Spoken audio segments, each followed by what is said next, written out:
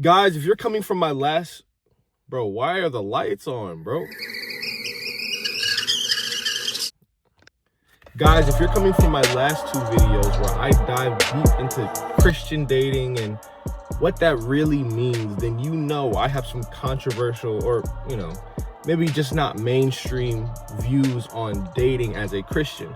Well, in those videos, I talked about how the best book in the Bible for Christian dating, attraction, intimacy, sexual marketplace value, I mean, you name it. The best book in the Bible for that is probably the book that most of us don't read, and it's Song of Solomon. So I have my, KJV NLT Bible that my grandmother got me. And we're just gonna deep dive into the first verse, or first chapter rather, of Song of Solomon. And let's see, if there's any insights that we can get about human behavior and psychology and the scripture. I'm very sola scriptura, as y'all know that, which is, scripture alone. And I think the wisdom that the Most High gives us is truly eternal and truly is timeless. And so I use these YouTube videos as a way to kind of prove that. But I mean, you don't need me to prove it. Anyway, I got my notes here, so let's just go into it. I think this is going to be fun. I think it's going to be exciting. I hope you like it. And if you really like it, we'll just keep going through it, right? The Book of Solomon Song of Solomon until we finish it. It's only 8 chapters. It's really relatively short. So I think it'll be cool. But before we keep going, if you're excited, if you're interested in what we're going to do here, just like, comment, and subscribe on the video. Let it push to the algorithm. I don't need this going to 1,000 people. I just need it to go to who it's supposed to go to. And if you know, you know. All right. So before we jump into it, I didn't do any pre-reading. I have an idea of what's coming up in chapter 1, but I love when y'all get my authentic reaction to things, in the moment. But I did do some background, knowledge, just trying to get an overview. So like I said, Song of Solomon is an 8-chapter book. It's attributed, obviously, to Solomon in the Bible. Just a real quick pre-read of the first verse. The Song of Songs, which is Solomon's. So it's of Solomon's. A lot of historical, biblical scholars, even some atheistic, don't think Solomon wrote that, or this rather. They feel like it's not really Solomon's vibe, 700 wives, or was it 300 wives, 400 concubines, 700 in total. Some number like that. They're like, yeah, I love deep Hebrew love poetry for 8 chapters. That's just not really the vibe that it's getting. And I'm like, okay, that's whatever take you have on it. I'm going to trust where the Bible says it's from. Even though I think there's validity there's a lot of validity looking at it from a historical standpoint. I actually love doing this. Anyway, that's besides the point. Like I said earlier, it's 8 chapters of deep Hebrew love poetry. Like I said in a previous video, go watch those videos if you want to get the full context. It's one of the 2 books in the Bible that do not mention the name of God. God's not mentioned anywhere in this book.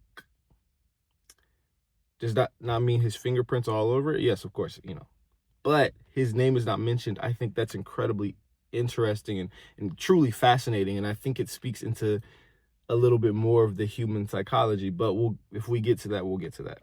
So another thought that I had was because it's Solomon, automatically when you think about the purpose of this book, right? I was looking at the Bible Project, right? They do these book breakdowns on their channels. And so I watched all the way up until they said, okay, chapter 1 or whatever. So just really the overview that they wanted to give. And there was a quote that they said that kind of rubbed me the wrong way. It said it's 8 chapters of deep Hebrew poetry, blah, blah. I talked about that part, but then it talks about how it's meant to be enjoyed and not studied or pondered over, just meant to be enjoyed. I heavily disagree with that from the Bible Project, personally. I think all scripture is God breathed and used for teaching and application. And I think especially with Song of Solomon, because it's of Solomon. And if we know Solomon, we know he was the wisest man of his time, second wisest in the world, of all time. And so when you have that context, it's like, it doesn't really matter what he's talking about. It's the fact that like Solomon wrote this. Like, it's like, I don't know, it's like if Steve Jobs created, we know he created Apple. We know he's pretty smart for creating Apple, but then he went over and he created a car. And we're like, it could be a completely different industry. It's just the fact that Steve Jobs' name is attached to it that brings the interest and intrigue. It's the same with Solomon. If we're looking at this love poetry and we're saying this is the greatest, that's also why it's called Song of Songs. In Hebrew, it's like that's a common phrase to mean the best. That's why, Christ is called King of Kings. Yeah, King of Kings, Lord of Lords is another way of saying it. Things like that. That's just how like Hebrews say it's the very best, the best of the best. So if this is the greatest love song of them all, and it's attributed to Solomon, like that's alone is enough to bring some intrigue and enough to study it, right, from the wisest man. Oh, also I'm gonna look at enduring word for a couple. Like if we're reading and I'm like, what the heck does that mean? I'll look at enduring word.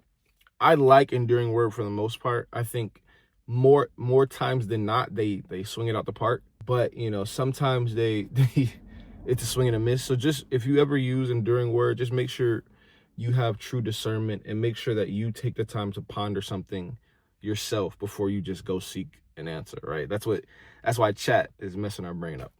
And I got a haircut, but I got the retwist is coming, so don't flame me in the comments. Okay. Let's get into it. That's the end of my notes. Let's do it. Song of Solomon. Actually, what I'll do is, okay. Song of Solomon, chapter 1, verse, let's go 1 through 4. I'm looking at enduring word. They do 2 through 4. We'll just do all of that. Okay. The Song of Songs, which is Solomon's. I'm doing KJV, so you know what I'm saying.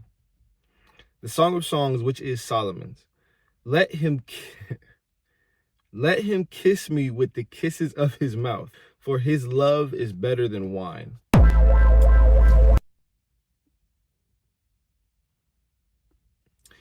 Because of the savor of thy good ointments, thy name is as an ointment poured forth. Therefore do the virgins love thee. Sorry, the virgins was what made me laugh. So let's just stop there, right? That's just the first 3 verses. First 3 verses, ready? Because of the savior of thy ointments, right? What does that mean? His perfume. Because your perfume smells so good, bro, your name is like perfume poured out among the people, right? No wonder, I'm looking at NLT right now, no wonder all the young women love you. That's very practical advice. Like, we would read that and be like, oh, like, that's crazy. But the practicality of it is not only go around smelling good, right? Take a bath. But to a greater extent, make sure you have good cologne. That alone separates you from the 99%. And I don't know who was all watching this. Some people are all like, duh, like that's like, come on. And that's great. Other people are like, wow, that's like, that's a biblical thing. Like that's a biblical, that has biblical backing. And for some Christians, as we saw in the other videos, I'm gonna keep referencing those videos. It's like, it's hard for us to even do something if we don't feel like there's a strong biblical reason for it. And it's crazy. We will make up any excuse in the world not to do something unless it's like explicitly stated in the Bible. I think that's good when it comes to most things. And I think it's good if you're reading the whole Bible as you should. So that right there, for anybody who is dissing cologne, I can imagine who actually. There's your biblical backing right there. because your ointment smells so good, your name is like perfume. Let's take it out of a relationship or a dating aspect now. You walk into a room, a business meeting. You're talking to venture capitalists. You're meeting someone's parents. You're in a job interview. That your cologne, perfume, this goes for ladies too. Just the smell alone will be like, oh, it's just, if you're pleasing in that way, your odds of success, persuasion, whatever, just increases because people enjoy people that smell good. Like, I don't feel like this is rocket science. So yeah, and that's just verse 3. But let's look at verse 2, right? Kiss me and kiss me again, for your love is sweeter than wine. I think, and that's the woman talking to the man. There's a verse in Ephesians 5. It's husbands, love your wives. Wives, respect your husbands, right? We know that. And, you know, the Bible's the perfect, like I talked about enduring word, but the Bible's the perfect commentary on itself. This is why husbands love your wives, because your love to them is greater than wine, right? And we all know the meme or like the caricature of the 40-year-old or not even, I mean, just the middle-aged woman who's got a glass of wine and they're drinking it, right? And they're mewing over it, right? Your love is better to them than that glass of wine. So it's like, this is just the practicality of it. So let's keep let's keep going in. This is funny. And I think this is important because, like, if you're a Christian, if you're trying to date, if you're trying to marry, you should like know this stuff, like just like everything else, because there's a Bible verse that says an unmarried man is concerned only about the Father and how he may please him, but a married man is concerned about the things of the world and the things of the Father. And the thing is, the Bible gives you the most practical ways to move throughout the world so that you can have success. Like, success is not just waiting for us when we die in heaven. Like, the Most High wants it for us here on earth, and he's going to tell us in very excruciating detail as we continue to read. Okay, let's go to, where are we at, 4? Let's just keep going. I just yapped for the first 3 verses, but, you know, whatever. I'll read NLT for the sake of everybody at home. Take me with you, come, let's run. The king has brought me into his bedroom. All right, so there's headings in Song of Solomon, right? So it's like 3 or 4 different voices. It's the young woman, the young man, the young maidens, and the friends. I think those might be the guy friends. So this is the young women of Jerusalem. How happy are we for you, O king? We praise your love even more than wine. Goes back to the young woman in verse, and like the end of verse 4, beginning of verse 5. How right they are to adore you. I am dark but beautiful, O women of Jerusalem, dark as the tents of Kedar, dark as the curtains of Solomon's tents. Don't stare at me because I'm dark. The sun has darkened my skin.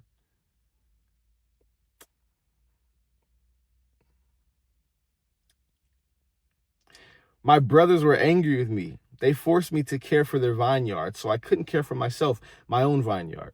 So, like we said, a lot of Hebrew poetry. I'm definitely getting a double entendre here, right? Is she literally dark? Maybe. Maybe she's referring to her getting dirty because she did a lot of manual labor growing up, you know, just being in the sun so much, she didn't have time to take care of herself, right? Because her brothers were angry with her. Yeah, that's what I'm gonna say about that. Tell me, my love, where are you leading your flock today? Verse 7, this is big. And if I missed something, I would love, please put in the comments like, hey, Ty, this is great. Go back to verse 5. There's blah, blah, blah. That would be awesome. Tell me, my love, where are you leading your flock today? Where will you rest your sheep at noon? For why should I wander like a prostitute among your friends and your flocks? This is big. This is the young woman talking. And I see in this day and age, like, you know, there'll be TikToks like, where did all Where did all the strong men go? Where did all the men go? Yada, yada. Men don't approach women anymore. And, you know, we live in a day and age, whole lot of Me Too movements, whole lot of bad situations that have happened, rightfully so and unrightfully so. I think the unrightfully so has genuinely like scared men, because it's like, oh gosh, it's just, matter of fact, I was just talking to somebody yesterday and they were talking to me about, man, there was this girl, I thought she was cute, but like the worst case scenario that could happen to me just from like telling her I think she's cute outweighs any potential good. I was like, dang. So, but what we see she does here that I think is so impactful, so good, so just mwah. She drops the handkerchief, right? She's asking him to tell her where he will be so she can be at that place. I just think that's beautiful, right? I'm not saying women need to just go up to men and be like, hey, let me get that number. No, don't. Right? That's not even what you, but like, we live in a day and age where you have to send really high choosing signals. There's always a meme, I think it's funny. It's like when women are mad at you and it's just like a pair of female eyes looking at you. And then it's like when women want to be with you and it's the same. Or they'll be like, I was giving him all the signals and it's just her staring. Like, you can't, no, that ain't it. You got to go back to like the 50s. Now, not everything in the 50s is good. Matter of fact, not much. But women, they would drop the handkerchief, right? And wait for the man. They drop it in front of the man that they want and be like, waiting for bro to pick it up. He'll pick it up. She'll be like, oh, thank you so much.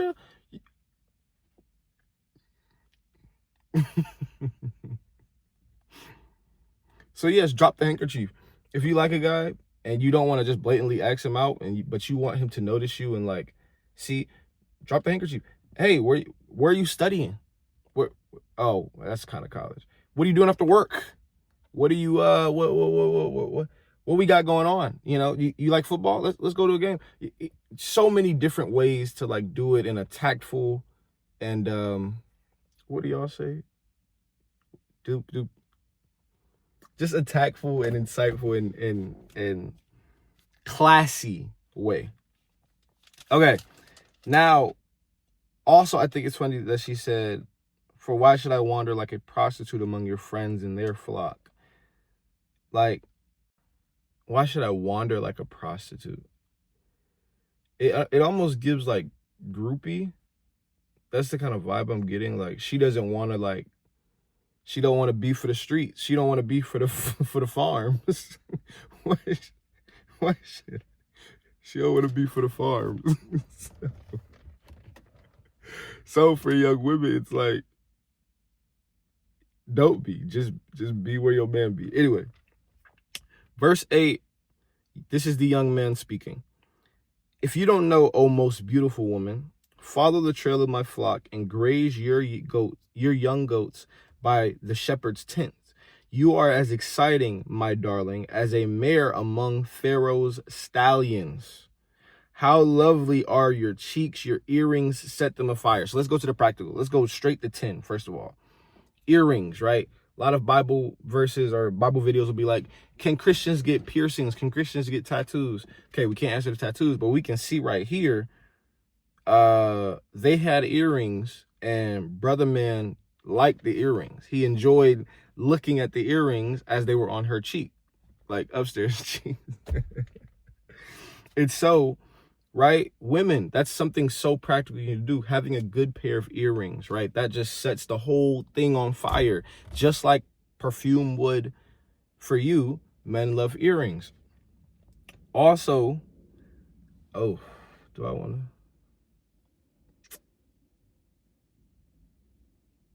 Attraction. Like, I think one thing that I think we as Christians do in an attempt to kind of overcorrect almost kind of like a fair, like a Pharisees kind of way, a pharisaical kind of way.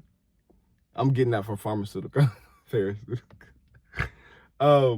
Like, okay, for example, like sex and like, everything around that. What I've seen, and I'm young, is like we will almost demonize the idea of sex. And most of us grew up just hearing sex don't do it. So of course we would have a negative mindset on it. Thing is, sex is not the problem. It's kind of like fire, right? I think Mike Todd said this, but I mean, I watched this when I was such a baby Christian. But it's something that he said that I enjoyed. He said, sex is like fire. Fire in the fireplace is good, keeps the house warm, blah, blah. Fire anywhere else will burn your house down. He says here in verse 9, you are as exciting, my darling, as a mare among Pharaoh's stallions. Stallions are male horses. And I don't remember where I heard this, but when like a female horse passes a group of male horses, I mean, they're neigh. They are neighing, they are running up and down. You literally have to like calm them down because they are just infatuated by this female horse. And that level of strong attraction, especially for men, like it drives us. I think, what's crazy? There's a book. There's literally a whole book. Dang. It's, I forgot what the book's name was, but it even talks about how like that energy, that desire is what spurns men on to go out and do just these great things. And I do have a theory in my head. I haven't heard this anywhere else, but most of the grinding that men do in life is for like women. Like, we want power, we want money, we want status, but we want all that so we can have access to the most resources. And by extension of access to the most resources, we have access to the most women. That's like my working knowledge of what men are like going for. And like, yeah. So anyway, attraction's not a bad thing is all I'm trying to say. Attraction's a really good thing. Don't let your attraction turn into long moments of Don't let your attraction turn into long moments of lingering on lust. Don't let your attraction turn into you doing something stupid or doing something that you regret. But allow space for that attraction and do the work necessary to be able to act on that attraction as fast as possible.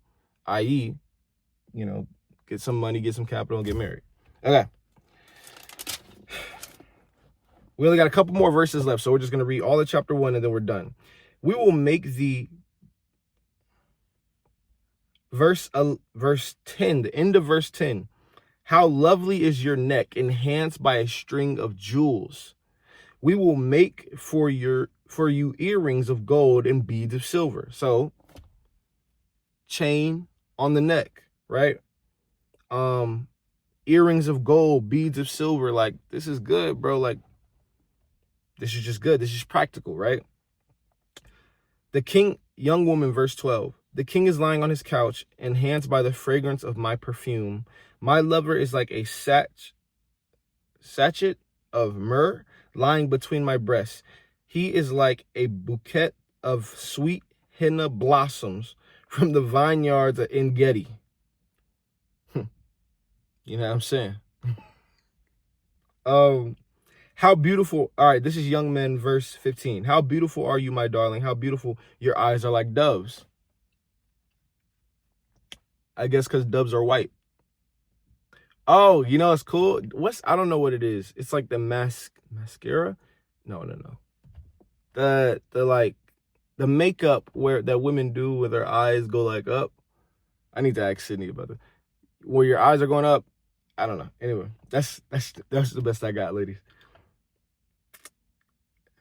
Verse 16, you are so handsome. This is the woman talking.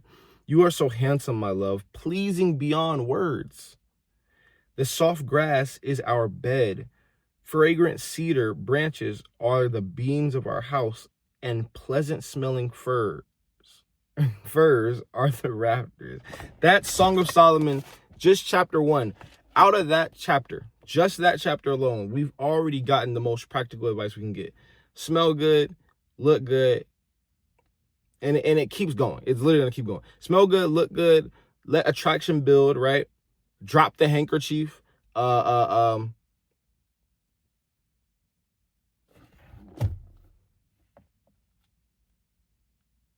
Perfume or yeah, perfume again. Also, I think it's interesting. I mean, there's so much. Like, we can go through this all day. But right, take care of yourself with the in between verses. We even brought it to the New Testament for all you Paulinites. Sorry. That might be a little petty. Anyway, so that's just the first chapter. So why am I reading this, right?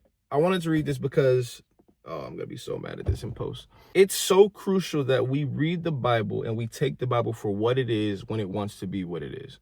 Does that make sense? When it wants to be metaphorical, then take it metaphorically. When it wants to be realistic and practical, take it for realism and practicality.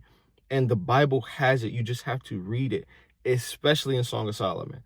Now, like I said, that's just the first verse. You can read the rest. There's 7 more chapters, and they are all even more filled with practical things. I'm sure you could find it. If you do, put it in the comments. If you like this video and if you like this format, then we can keep reading Song of Solomon, and we'll have just a whole Song of Solomon series on the channel. Love Song of Solomon. It's a great book of the Bible. I appreciate you if you watched this far. Remember to like, comment, subscribe. Share with somebody who you think is going to need this or like this, or that one Christian friend that just over spiritualizes the mess out of everything. I appreciate your time, and I'll see you in the next video. Bye.